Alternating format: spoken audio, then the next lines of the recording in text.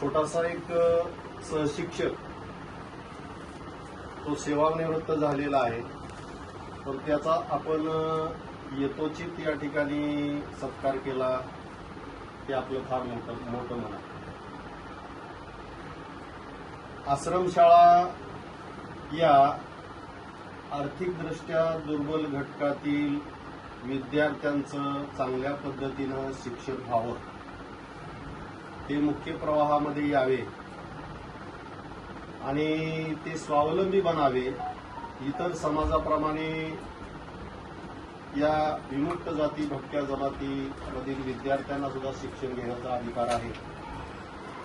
त्यांनीही स्वतःचं जीवन सुधारण्याची संधी त्यांना मिळाली पाहिजे, हा उद्देश ठेवून आपल्या भारताचं संविधान डॉक्टर बाबासाहेब आंबेडकर यांनी लिहून त्याच्यामध्ये आर्थिक विकासाचे टप्पे वेगवेगळ्या पटलावर वेगवेगळ्या समाजासाठी सुधारणा घडवून आणण्यासाठी कायद्यामध्ये तरतुदी केलेल्या. त्या तरतुदीचाच एक भाग म्हणून आपली ही आश्रमशाळा चालते आणि या आश्रमशाळेअंतर्गत काम करत असताना आपल्याला आतापर्यंत बरेचसे वेगवेगळे अनुभव आलेले असतात. सुरुवातीपासून ते शेवटपर्यंत आणखी अनुभव येणारच आहे. पण तसं पाहिलं तर लक्षात घेतलं पाहिजे आपण की आश्रमशाळा जी आहे ही आत्ता सगळ्याला सर्वश्रुत झालेली आहे, सगळ्याला माहीत झालेली आहे. ज्यावेळेस आमचा कालखंड होता त्या कालखंडामध्ये आश्रमशाळा कशी असते हे आम्हाला माहीत नव्हतं. थोडासा माझा जो प्रवास आहे तो प्रवास अशा पद्धतीने झालेला आहे की शासकीय बीएड कॉलेज अंबाजोगाई या ठिकाणी बीएड करत असताना आश्रमशाळा हे आपल्या अभ्यासक्रमांमध्ये फक्त वाचलेला शब्द होता आणि बीएडचा निकाल लागल्यानंतर एक 2-4 दिवसामध्येच मी धाराशिवला आलेलो होतो. त्या धाराशिवमध्ये आल्याच्या नंतर सेवायोजन कार्यालयाला नोंदणी करण्यासाठी आणि समाज कल्याण कार्यालयाकडे नोंदणी करण्यासाठी एक अर्हता धारक म्हणून जे शासनानं आपल्याला ऑर्डर द्यावी किंवा कॉल द्यावा याच्यासाठी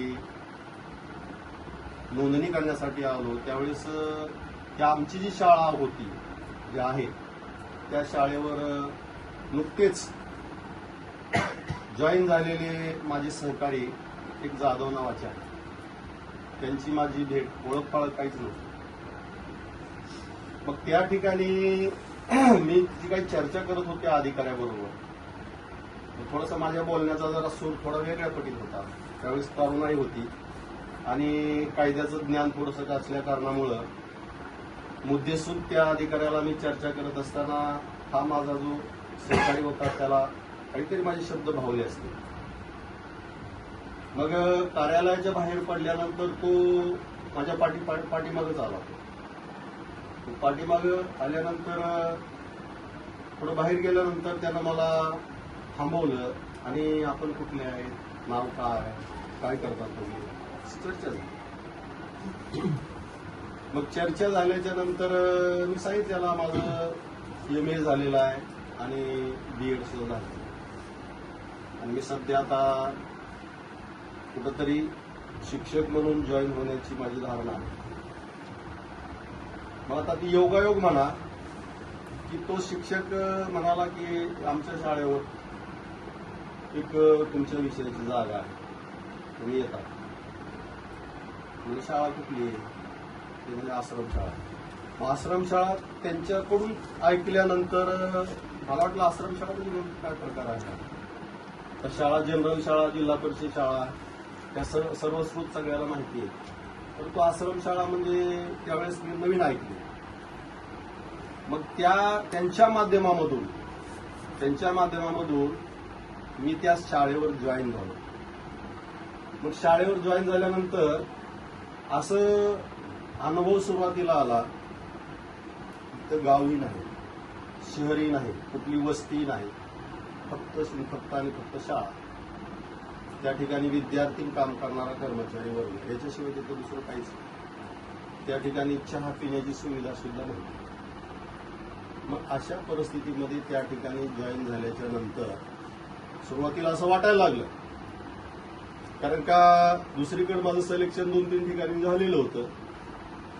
परंतु त्या ठिकाणी 8 दिवस राहिल्याच्या नंतर त्या ठिकाणची परिस्थिती पाहिल्यानंतर माझ्या लक्षात आलं की बाकीच्या ज्या जनरल शाळा आहेत, ज्या उच्चगृह आहेत किंवा आर्थिकदृष्ट्या सबलीकरण झालेले आहेत किंवा सुशिक्षित घरातले लेकरं त्या शाळेमध्ये शिकतायत, त्या ठिकाणी तर कुणीही काम करू शकत.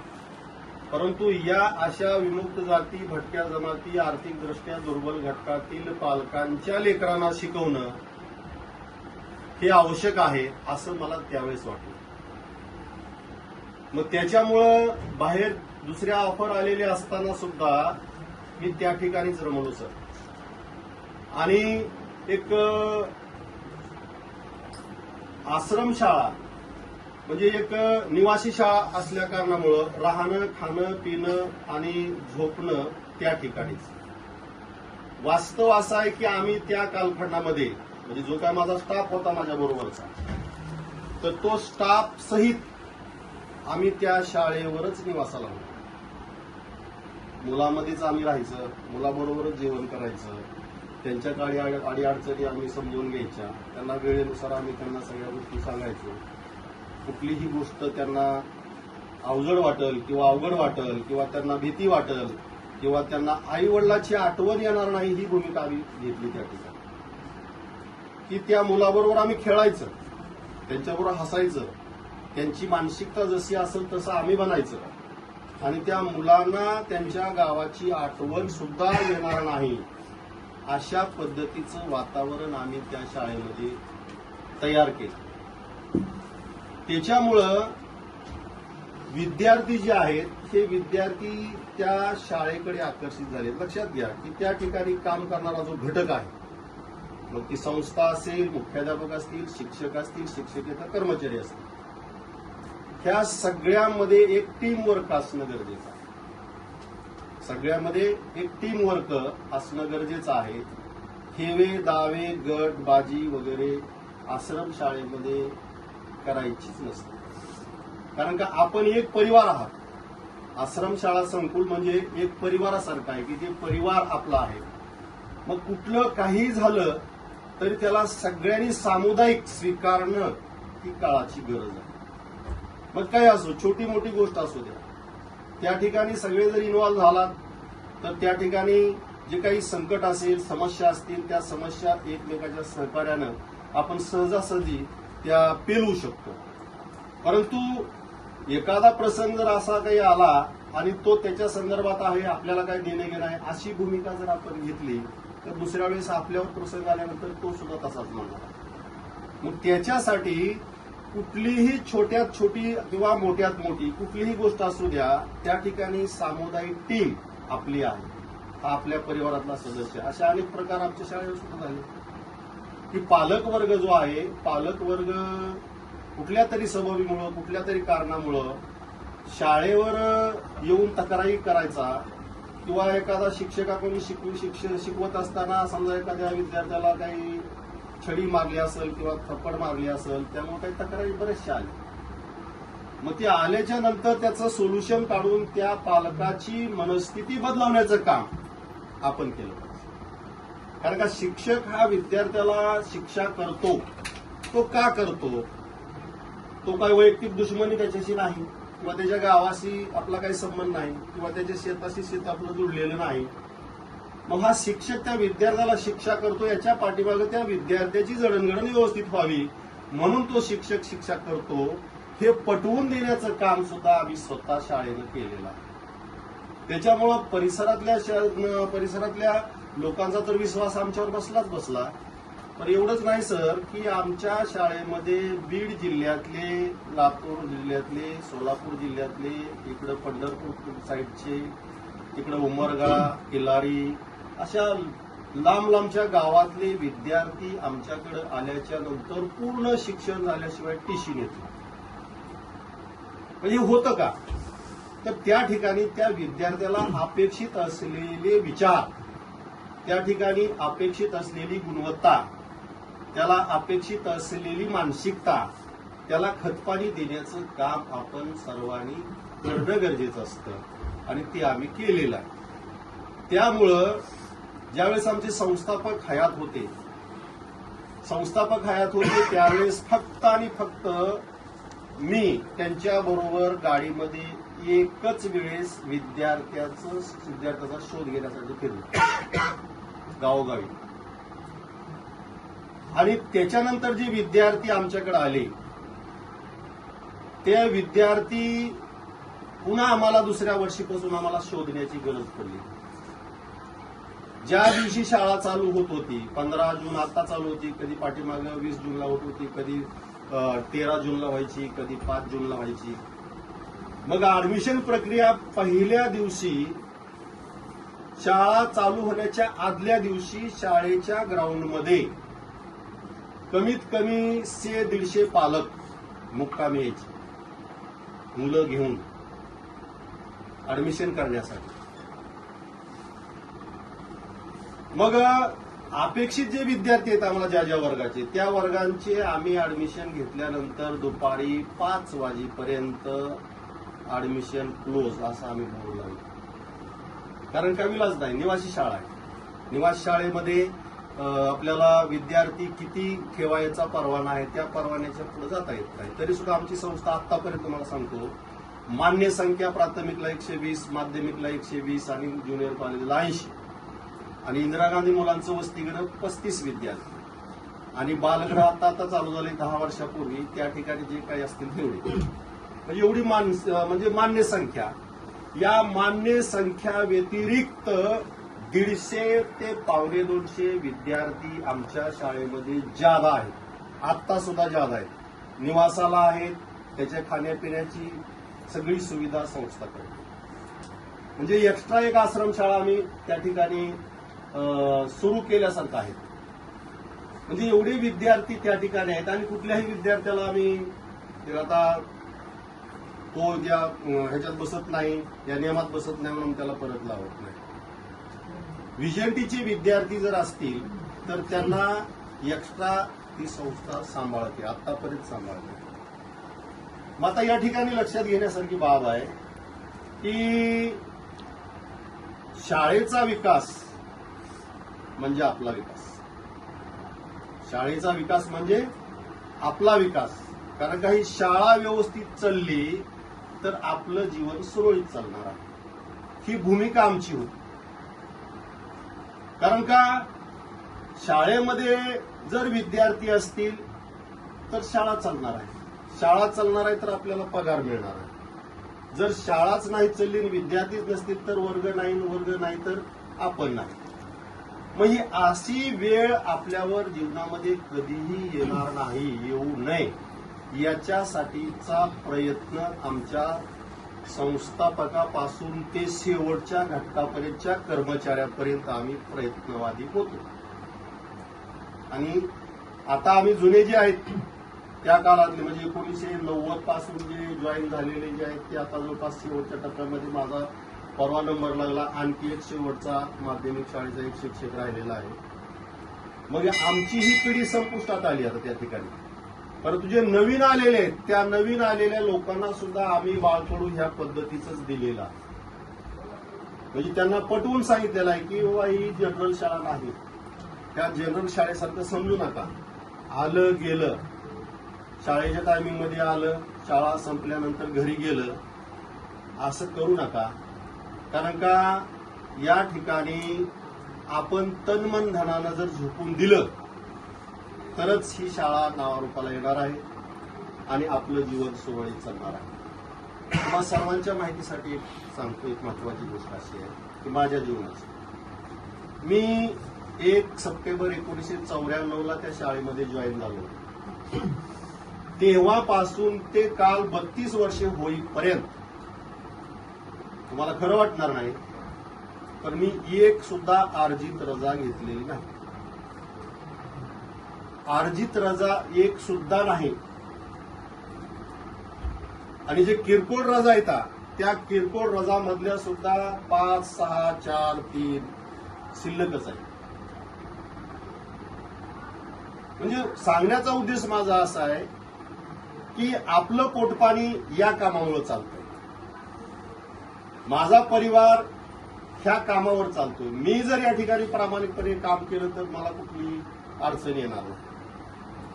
मी जर प्रामाणिकपणा सोडला तर मला अनंत अडचणी येणार आहे. ही पहिल्यापासूनची विचारसरणी आमची. मग त्याच्यामुळं कधीही कामामध्ये कसूर केला नाही, कधीही हायगाय केलं नाही. तुमच्या माहितीसाठी सांगतो, मुख्याध्यापकांनी मला कधीही टोकलं सुद्धा नाही. कारण का त्यांच्या बोलण्याच्या अगोदर माझं काम पूर्ण असायचं. कुठलंही मग ते पेपर तपासण्याचं असेल, निकाल तयार करण्याचा असेल किंवा विद्यार्थ्यांच्या संबंधित कुठल्या गोष्टी असतील, त्यांनी सांगण्याच्या अगोदर आपलं काम पूर्ण. मीटिंग अशी जर मासिक मीटिंग भरली, मासिक मीटिंग भरल्यानंतर ही चर्चा निघायची. चर्चा निघाल्यानंतर प्रत्येकाला विचारलं जायचं तुमचं कुठवर आलंय, तुमच्या वर्गाची गुणवत्ता कशी आहे, विद्यार्थी संख्या कशी आहे, कुठली काही अडचण तुमच्या वर्गातली आहे, वेळेनुसार सगळे तास होतात का, सगळे विषयाचा अभ्यासक्रम पूर्ण आहे का, अशी चर्चा दर महिन्याला त्या ठिकाणी व्हायची. आणि त्या कालावधीमध्ये कुठल्याही वर्गाचं काम अपुरं कुठल्याही शिक्षकाचं राहत नव्हतं आणि राहत नाही. त्यामुळं विद्यार्थी नेहमी हसरा त्या शाळेमध्ये वावरला पाहिजे. हे आपल्याकडे आहे. विद्यार्थी यातना जर त्याला मिळत असतील कुठल्या, त्याची मनस्थिती तिथं राहत नाही. त्याच्यामुळं विद्यार्थी आपली मुलं काय आणि ह्या शाळेची मुलं काय लक्षात घ्या. त्या शाळेमध्ये निवासी राहणारे जे विद्यार्थी असतात त्यांचे आई आणि वडील ही भूमिका आपली पाहिजे. कारण का त्यांच्या आई वडिलांनी आपल्या भरोश्यावर त्या ठिकाणी लेकरं सोडलेली असतात. त्याच्यामुळे त्याची आई बी आपण आणि वडील बी आपण. मग या पद्धतीनं जर त्या शाळेमध्ये काम करणाऱ्या कर्मचाऱ्याचं जर वर्तन असेल तर ती शाळा नावारूपाला आल्याशिवाय राहू शकत. फक्त आणि फक्त झोपून देऊन काम करण्याची क्षमता आपल्याकडे असते. फक्त दिवस घालवायचं काम नाही, तर त्या शाळेशी नाळ आपली जुडली पाहिजे. त्या शाळेचं भवितव्य आपल्याला घडवायचं, त्या शाळेमधलं वातावरण प्रसन्न आपल्याला करायचं. ही भूमिका प्रत्येक घटकानं जर आत्मसात केली तर आपल्याला कधीही काही कमी पडणार नाही. दुसरी महत्वाची गोष्ट अशी आहे की वर्गामध्ये शिकवायला गेल्याच्या नंतर कुठलाही तुमचा तास असेल, मराठीचा असेल, इंग्रजीचा असेल, हिंदीचा असेल, गणिताचा असेल, विज्ञानाचा असेल किंवा खेळाचा असेल, मग वर्गात गेलेल्या शिक्षकानं जोपर्यंत त्या मुलांच्या चेहऱ्यावर एक आनंद छटा तुम्हाला दिसणार नाही तोपर्यंत तुम्ही शिकवणं बंद केलं नाही. त्या मुलांचं आकर्षण तुमच्याकडे झालं पाहिजे आणि आकर्षण झाल्यानंतर ते मुलं प्रसन्न दिसले पाहिजे. प्रसन्न कधी होतात लक्षात घ्या, तुम्ही जे काही त्या मुलांना शिकवताय ते त्यांना समजलं. त्या मुलांना जर समजलं तर त्या मुलाच्या चेहऱ्यावरचे भाव तुम्हाला लगेच वेगळे दिसतील. कारण का आपण जे शिकवतो ते परिणामकारक झालं पाहिजे. परिणामकारक जर झालं का नाही ते स्वतःला आपल्याला कळतं. आपण जे काय बोलतोय, आपण जे काय शिकवतोय ते परिणामकारक झालंय का नाही त्या मुलाकडे पाहिल्याच्या नंतर आपल्याला कळतंय. कारण का सुरुवात आपली अशा पद्धतीनं त्या वर्गात झाली पाहिजे की ती मुलांचं लक्ष जे आहे ते आपल्याकडेच कसं राहील ही भूमिका पहिली पाहिजे. बरेचशा वेळेस असं होतं की मुलं वर्गात बसले असतात, 5-50 मुलं असतात, काही मुलांचं लक्ष वर्गात नसतं, शरीर वर्गात परंतु लक्ष दुसरीकडं. असे ज्यावेळेस वातावरण निर्माण होतं त्यावेळेस त्यांचं मन स्थिर करण्यासाठीचा प्रयोग अगोदर करायचा की वर्गामध्ये या 4 भिंतीच्या आतच त्यांची मानसिकता कशी राहील याच्यासाठी पहिले तुम्ही 5 मिनिटं घालवाल ते काय हरकत नाही. मुलाचं कॉन्ट्रेशन ज्यावेळेस त्या ठिकाणी म्हणजे मनस्थिती स्थिर झाली त्यावेळेस तुम्ही शिकवायला चालू केलं पाहिजे. आणि शिकवलेलं त्याच्या गळी किती उतरलंय त्याची चाचपणी सुद्धा आपल्याला केली पाहिजे. जे आपण पोटतिडकीनं त्या विद्यार्थ्याला शिकवतो आपण शिकवलेलं त्याला कितपत हजम झालेलं आहे किंवा कितपत त्याच्या डोक्यात आलेलं आहे किंवा कितपत त्याला कळालेलं आहे त्याची चाचपणी आपण त्या ठिकाणी घेणं अपेक्षित आहे. आणि ते तुम्ही शिकवलेलं जशाच तसं तुम्हाला जर ते रिप्ले करत असेल तर त्यावेळेस त्याच्यासारखा दुसरा आनंद शिक्षकाला नाही. आनंद कुठं बाजारात विकत मिळत नाही. आनंद स्वतः कमवायचा असतो आणि तो अशा पद्धतीचा तो हा जो आनंद आहे हे जे समाधान आहे हे समाधान कुठेही मिळत नाही. आपण सगळे भाग्यवान आहात की तुम्ही एका शाळेमध्ये शिक्षक आहात. शिक्षक होणं ही भाग्याचं लक्षण आहे. कारण का बाकीच्या क्षेत्रामध्ये जे काही नोकरीला आहेत लोक वेगवेगळ्या क्षेत्रामध्ये ऑफिशियल काम करणारे त्या ऑफिशियल काम करणारे आणि आपल्यामध्ये फार फरक आहे. आपल्याला स्वातंत्र्य आहे. आपल्याला पूर्ण स्वातंत्र्य आहे. काम कधी करायचं किती करायचं कसं करायचं हे आपल्या मनावर आहे. उदाहरणार्थ लक्षात घ्या एखादा तहसील कार्यालयामधला क्लर्क आहे किंवा एखादा अधिकारी आहे किंवा एसटी महामंडळामधला कंडक्टर आहे ड्रायव्हर आहे. त्यांना वेळेची वेळी काम केलं तरच त्यांची पुढची वाटचाल होते. तसं आपलं नाही. आपण वर्गामध्ये गेलात तुम्हाला शिकवायचं असेल तर तुम्ही त्या दिवशी शिकवू शकता नाही शिकू शकत नाही. बरोबर आहे. जेव्हा आपल्याला शिकवायचं त्यावेळेस आपण शिकवू शकतो. म्हणजे ही स्वातंत्र्य आपल्याला आहे. जोपर्यंत त्या ठिकाणची परिस्थिती त्या ठिकाणचं वातावरण शिकवण्यालायक होत नाही तोपर्यंत आपण नाही शिकवलं तर तुम्हाला दंडक नाही कुठं काही. परंतु करत असताना कुठलीही गोष्ट ही अत्यंत पोटतिडकीनं होणं गरजेचं आहे. परिणामकारकता तुम्हाला जर पाहिजे असेल तर तसं योगदान आपलं पाहिजे. आपण केलं तरच अपेक्षा करूया ना. आपण केलं तरच अपेक्षा करू शकतो. आपण काहीच केलं नाही तर अपेक्षा करून उपयोग आहे का. त्यांना मिळत नाही काही. त्याच्यासाठी आपण पहिलं मेहनत केली पाहिजे. तुम्हाला जे काय आहे ते मेहनत करणं म्हणजे काही इतर तुम्हाला जे काही लावून दिलेले शासनाच्या नियमानुसार जे काही तुम्हाला कामं मिळालेले आहेत तेच करायचे. पण ते करत असताना इमाने इतबारे आणि प्रामाणिकपणे आणि परिणामकारकता त्याच्यामध्ये दिसून येण्याच्यासाठी आपण मेहनत केली पाहिजे. तरच आपल्याला आणि समोरच्याला समाधान मिळू शकतं. तर यासाठी आपण नेहमी सगळ्यांनी सतर्क राहावं. त्या शाळेचं वैभव वाढवावं. शाळेचं वैभव वाढलं तर तुमचं वैभव वाढणार आहे आणि समाधान आपल्याला मिळणार आहे. तर ह्या गोष्टी आपण सुरुवातीपासून तर करत आहातच. परंतु जसं जाधव सरांनी सांगितलं किंवा आपण आता कामाला लागलो काय करायचं काय नाही त्या गोष्टीचं थोडंसं चलबिचल मनस्थिती होऊ शकते. तर त्याच्यासाठी जे काही अनुभवी माणसं असतात त्या अनुभवी माणसाने काय केलंय त्यांनी समाधान स्वतःचं कसं करून घेतलंय तर त्याचे अनुभव या ठिकाणी माझ्या परीनं जे काही वाटतंय आणि मी जे काही करण्याचा प्रयत्न केला आणि त्याच्यामुळे मला जे काही समाधान लाभलंय ते तुमच्यासमोर मी या ठिकाणी कथन केलं. त्याच्यामध्ये आपल्याला जर काही आवडलं असेल तर आत्मसात करून त्या पद्धतीनं आपण यथोचित कारवाई करण्याचा प्रयत्न करावा आणि प्रयत्न केल्याच्या नंतर त्याच्यामधून परिणामकारकता तुम्हाला दिसेल असं मला वाटतंय. परंतु या ठिकाणी कॉम्बिनेशन एकोपा आणि एकाग्रता या सगळ्याच आपल्या सर्व कर्मचाऱ्यांमध्ये असावी आणि सगळ्यांनी मिळून टीम वर्क म्हणून काम करावं. ही शाळा आपली आहे असं नाही म्हणायचं. शाळा आपली आहे असं नाही म्हणायचं. शाळा माझी आहे अशी भूमिका प्रत्येकाची पाहिजे.